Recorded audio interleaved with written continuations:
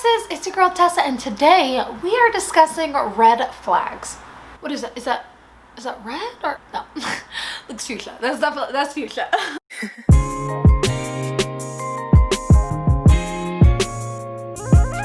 Now, right off the bat, I feel like I should give you full disclosure and tell you that when it comes to dating, I am colorblind. Hi, my name is Tessa, and I ignore all red flags. Hi, Tessa.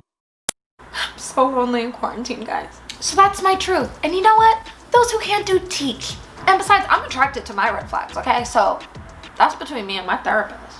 But when it comes to dating, aren't we all a little colorblind? Y'all better admit it. I put myself out there, so meet me halfway, okay? Now, just like the rest of you, when I start seeing someone new, their flaws might as well be John Cena. Can't see him. It's a wrestling thing. What? I'm trying to build a male demographic. Now, of course, it's normal to overlook our partner's less than attractive qualities when we're in the thick of fresh lust. We want it to work out. And besides, how can you even tell the difference between a red flag and slight paranoia stemming from traumatic events in past relationships? Lucky for you, that's where I come in. Now, when most people give advice about red flags, it's immediately stay back, run away, dump his ass. But being the somewhat toxic dater that I am, I like to think that there's 50 shades of red flags. And therefore, not always does a red flag mean that person is a nightmare to date and you need to throw the whole day away immediately. And that's why I'm breaking down red flags in 5 categories. I'm very scientific about my work. Oh, you guys can totally see that's not on. Now, the first 3 categories are shades red, dark red, and blood red. And the next 2 categories will help you decipher if those flags mean that your partner is simply not into you or not right for you. Because that's the thing, y'all. We all got red flags of our own. It's about whose red flags are compatible with ours. For example, I once dated someone who wanted me to claim them and possess them and be jealous of them. The red flags were flying all over the place. Oh, and after them, I dated someone who wanted to possess and control my entire life. Yeah, I don't have the best track record in dating.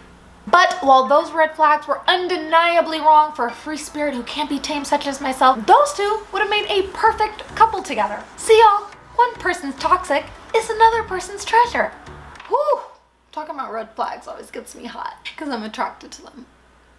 Now let's break down some other flags. But first, take a moment to reflect on why past relationships failed and what you expect to get out of the next relationship. Because while I'm sitting here telling you that making insensitive jokes is a red flag, you might be thinking, but I like insensitive jokes though. And if that is you, DM me. I like jokes too. But for this reason, I'm not gonna sit here and tell you that every red flag is a relationship ender. I'm just gonna tell you what that red flag will eventually lead to, and if that's your jam, turn it all the way up and jam out. I'm not here to judge you in this video. Dump his ass. Category 1, the red flag. The lightest shade of all the red flags, which means that while these qualities may be an issue down the line, they're not exactly the biggest deal breakers right now. And these qualities include Mr. and Mrs. I'm never wrong. Okay guys, we are all mere humans that occasionally make mistakes from time to time. So if your new partner thinks they are above that, well, that means that they're either moronically delusional or they're God. And last time I checked, she's single. Now, the reason that this only makes the red category is because holding someone accountable for their actions can be trained. I gutted that immediately with my last bae, and a few months in, not only were they aware and apologetic of their mistakes, they were calling me out on mine for ones I didn't even want to acknowledge. I created a monster. And that's why this red flag falls under the category of not into you, because if they were, they'd make an attempt to change that. Next in the red category, you guys ever date someone who is super quick to jump into a relationship with you? Now some of y'all might even think that's a good thing, but keep an eye on that, because that just might mean that your new bae is clingy and needy as hell. And not just that, a partner like that can make you feel pressured into becoming more serious than you're ready to just because that's the pace they like. It's like, damn, I know I'm amazing to be with, but pump the brakes. Pump them. Now, if this sounds less like a dream and more like a nightmare, then this shade of red flag falls under the category of not right for you. But at least they're super into you. That doesn't really make it better. All right, y'all, I'm gonna give you one more in the red category before gets serious. And the next flag is your partner is hyper focused on appearances. I don't know if you guys have ever dated a narcissist, but I have, and that gets old quick. Now, for those of you that put a lot into your appearance and want someone similar, I get that. But at the end of the day, we all want someone who we can be our real selves around without having to worry that they're gonna lose interest. And not only that, having someone comment on your physical appearance on the daily only leads to the birth of hella insecurities. So have fun at the gym. I won't be seeing you there. And as you probably guessed it, this flag falls under the category of not really into you. Now, before we move on to the even more serious flags in the dark red category, this is the part where you're either gonna really wanna reflect or start paying attention to your partner's bad qualities, because a red flag can either be a blip or a pattern. And I'm sure we've all had blips of our own that we would not want to be judged on solely, but if your partner has done any of these things twice or more, that's a pattern and you need to third strike his ass. That's a baseball term. Do I have guy followers yet? Okay, so our first flag in the dark red category is putting you on a pedestal. Don't get me wrong, sometimes it's nice having a partner idolize you like the royalty you are, but in most cases, it usually means that your partner does not see you for you, but some projection of a perfect idea that they have in their head of you, and when you inevitably shatter that by being a normal, flawed human being, well, that's not gonna end well for you. But I mean, enjoy being worshipped while it lasts.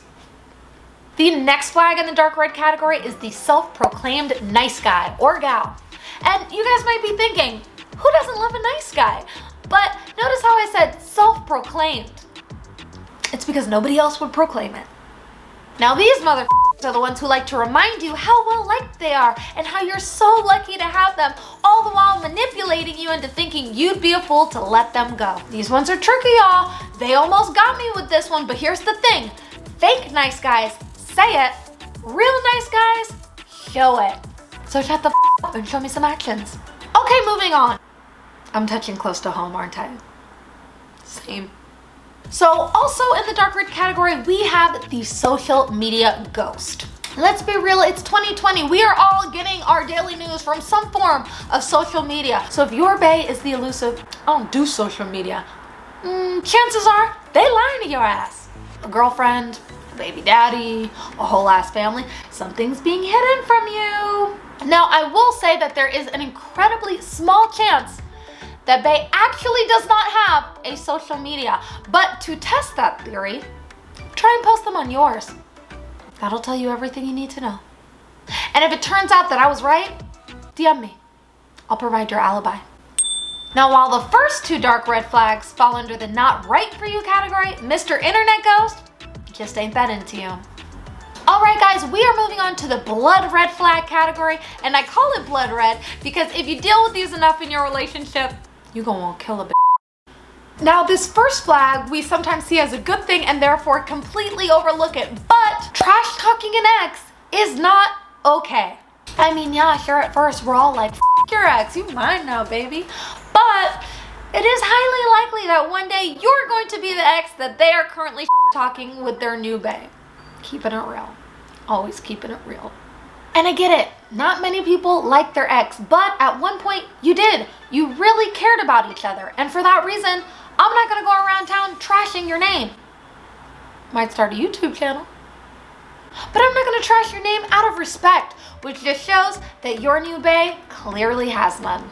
Also, if you notice a string of bae's exes with all the same kind of issues, chances are they're the problem. And soon to be yours. And now I'm cold again. Have fun dating me.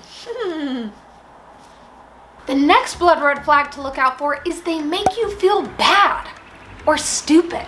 These are literally the worst type of people to date. They make fun of you, they mock your ideas, they don't take your opinion seriously, and they on your excitement any chance they get. Now that's an 100% them problem, and you need to save yourself before you get sucked into their unwavering misery. Deal breaker.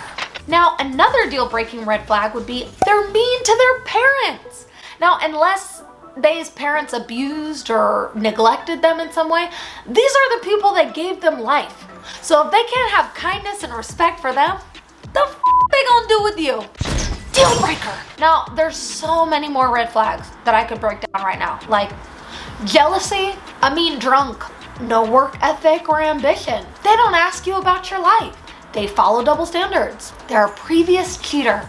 And so many more. But with all this talk of red flags, I feel the sudden urge to hop on Bumble and find my next disappointment. So I'm gonna leave you with one last deal-breaking blood red flag to watch out for. And that is, your family and friends hate them. Now these are your loved ones. So that means regardless of how dreamy your new partner is or how much you like them, your family and friends are always going to want the best for you. Do you think they want to talk about you and your new bae behind your back at the next social gathering? Of course not. But they will. Because they care about you. And because they can see all the bright ass flags that are so blind to us at the beginning of a relationship. Trust your loved ones. Listen to their concerns, but first and foremost, listen to your own, because we can see the red flags too. We just want to deny and ignore and pretend that they're yellow or green. But ignoring these flags only leads to a much more painful breakup in the future. So we need to learn to recognize those red flags when they pop up and decide right then and there if that's a deal breaker for us. So that's all I got. My best advice. So if you watch this whole video and you still can't decipher between red flags, then hit me up. You'd be perfect for me. As always, thank you so much for watching, and please hit that subscribe button so I can prove to my mom that this is a real job.